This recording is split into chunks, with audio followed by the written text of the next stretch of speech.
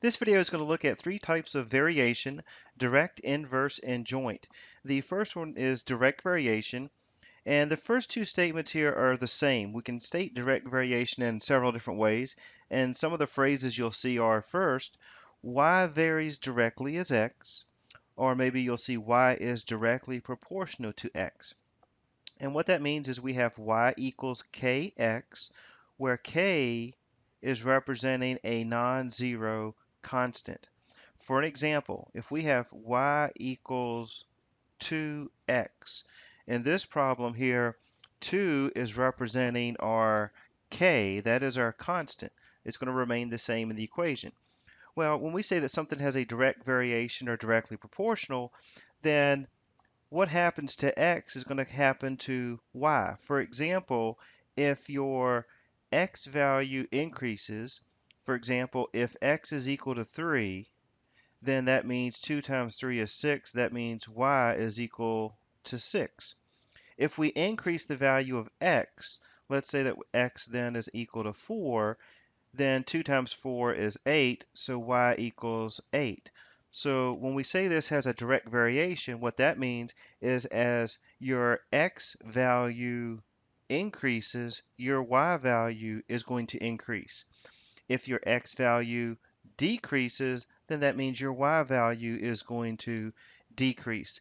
That's what we mean when we say there's a direct variation or directly proportional.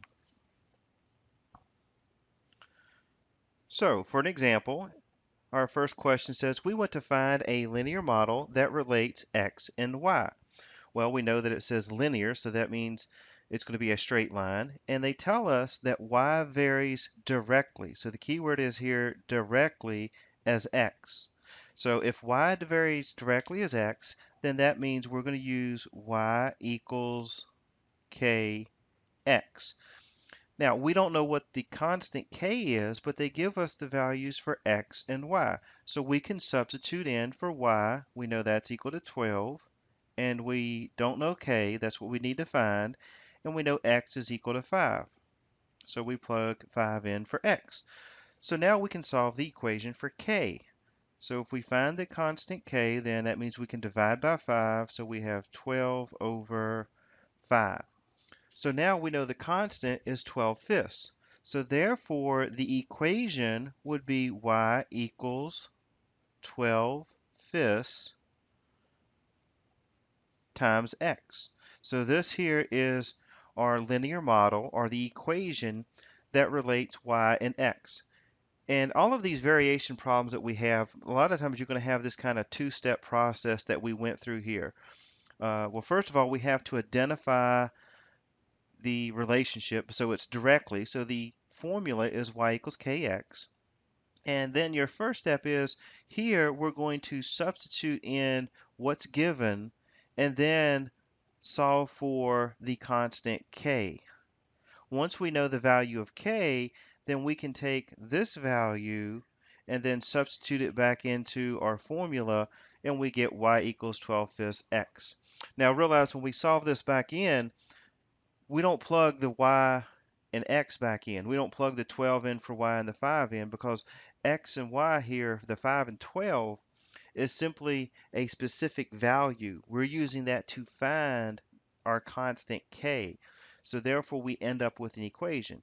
So now we know that the relationship between x and y is based on this constant 12/5. But we know that as x increases, our y value increases.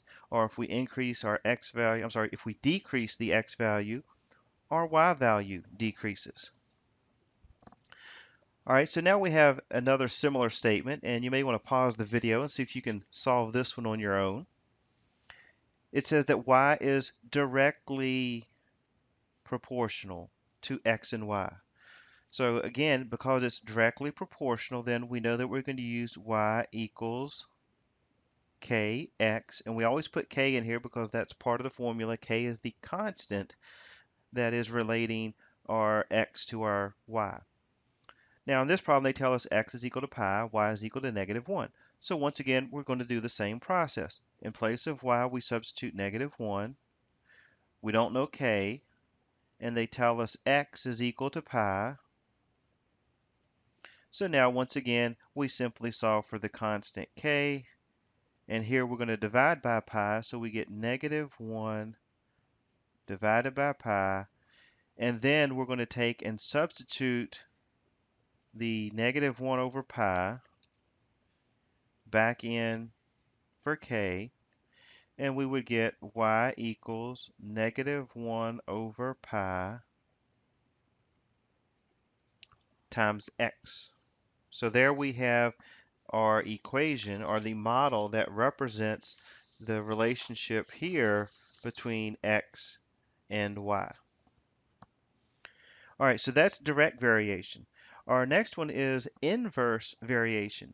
And the equivalent statements that you could see for indicating inverse variation would be y varies inversely as x, which would be obvious, or y is inversely proportional to x.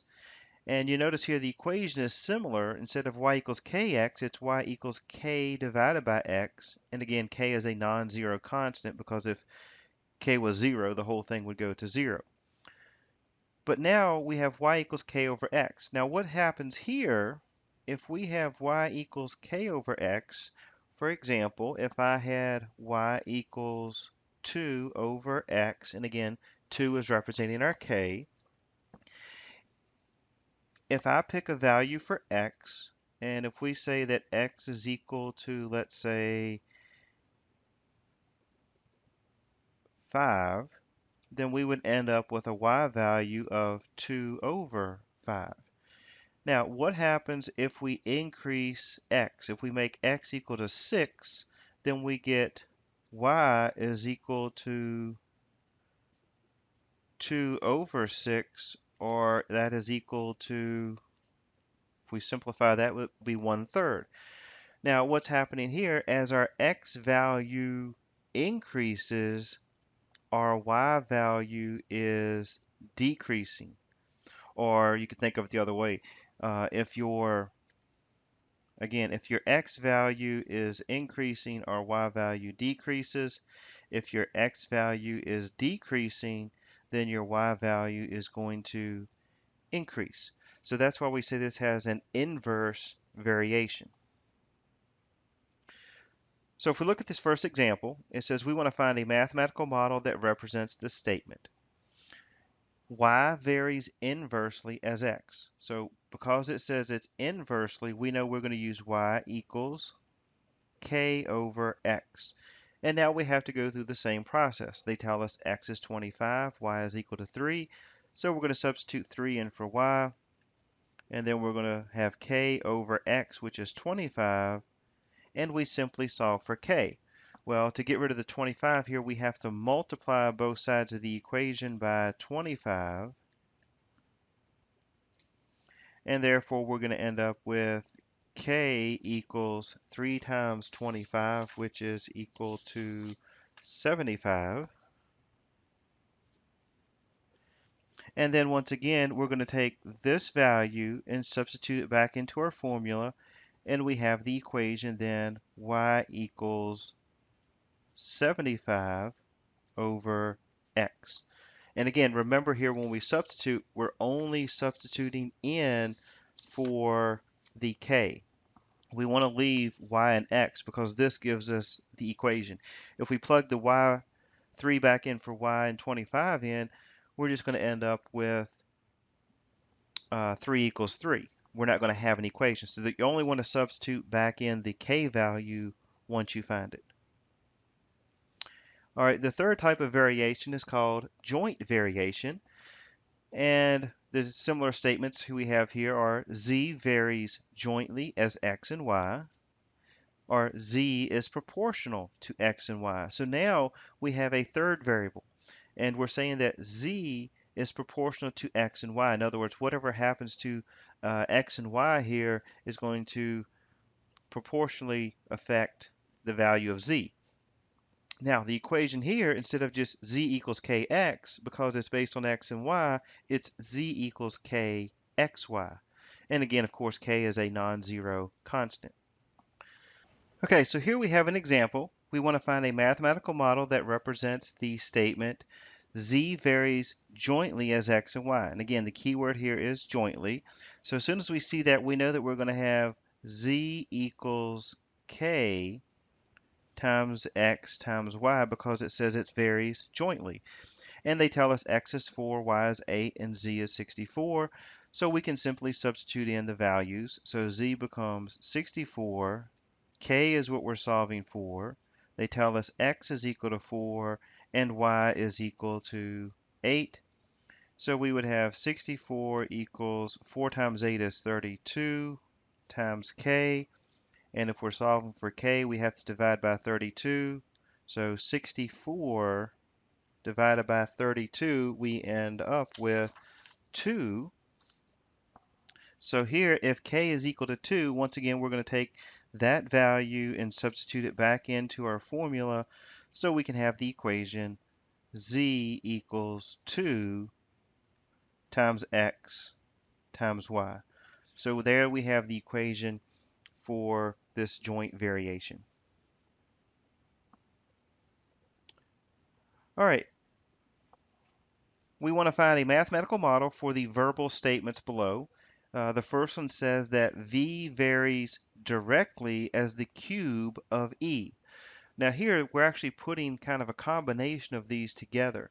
Now the key word is V varies directly. So that means V varies directly. So that's going to be K as the cube of E. Well, instead of just KX, we want to look at the cube of E. So that would be E cubed. So again, directly means we're having K times our E, but it tells us we're looking at the cube of E. So that would be V equals K E cubed. All right, now we have another statement, and maybe you can pause the video to see if you can solve this one. It says that H varies inversely as the square root of R. So it varies inversely. So we know that that's going to fit kind of the form of y equals k over x. So in this case, h varies, so it's going to be h equals inversely, so that's k, our constant, divided by, because it says inversely, as the square root of r. Well, that means the square root of r is going to go here in the denominator because it varies inversely. So it's k divided by r. So there we have the equation for this verbal statement. All right, if we look at our next example, it says that f varies directly as g and inversely as the square of r.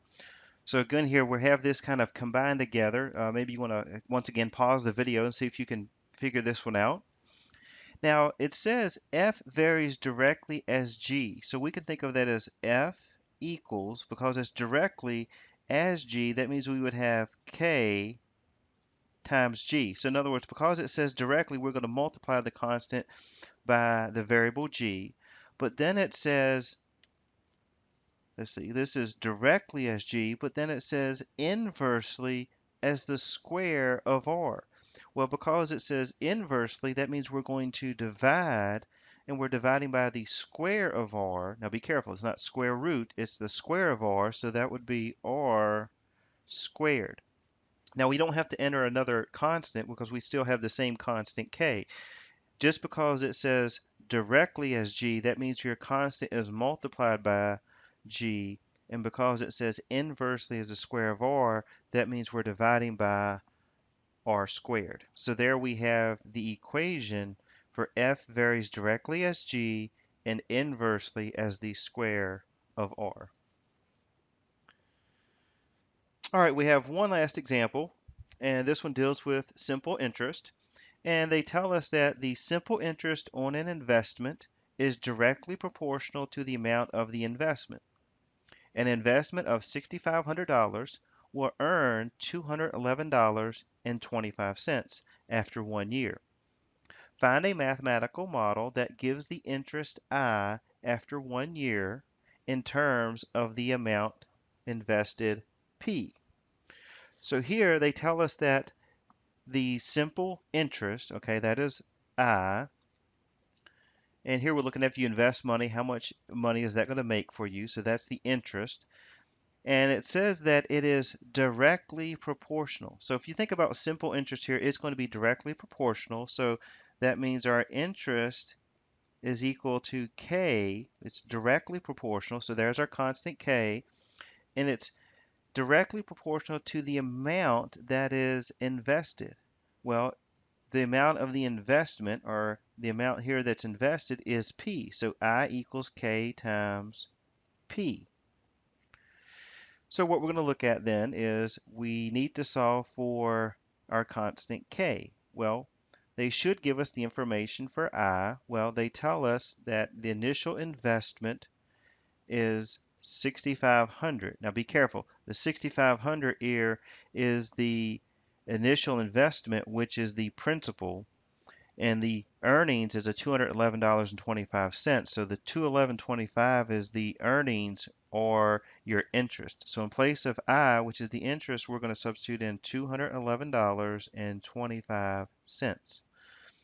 This is going to be equal to K times P. Now what is P? Well, again, P is the principal, which is the amount that you're going to invest, which is $6,500. So really what we're looking at is you're trying to find basically the interest rate. K is really the rate that we're trying to find, that the interest, the amount of interest that we're going to be earning. So here we can simply solve for K. We can divide by the 6,500. So we have 211.25 divided by the 6,500. And if we do that, we'll find out that K is equal to, let's see, 0.0325. And really what we're saying here, if you want to think of this in terms of your interest, this would be the same as 3.25%. So this is the interest rate here for this simple interest. Now I just wanted to show you that is the percentage. Now we want to still use this in terms of the decimal here, 0.0325. That is our K. So once again, we're going to do like we have before. We're going to substitute that in the place of K, and we would end up with our formula of interest equals the constant 0.0325 multiplied by the principal. So this gives you a linear model, or a mathematical model rather, that will represent the relationship here between your principal, the amount invested, and how much interest you will earn. And again, this is based on your time of 1 year. So basically what we're saying here is you have an interest rate of 3.25% or 0.0325. You're simply going to multiply that by the amount you invest, and that will give you how much interest you're expected to earn in a 1 year period. Now, once again, keep in mind this is called your simple interest, not compound interest.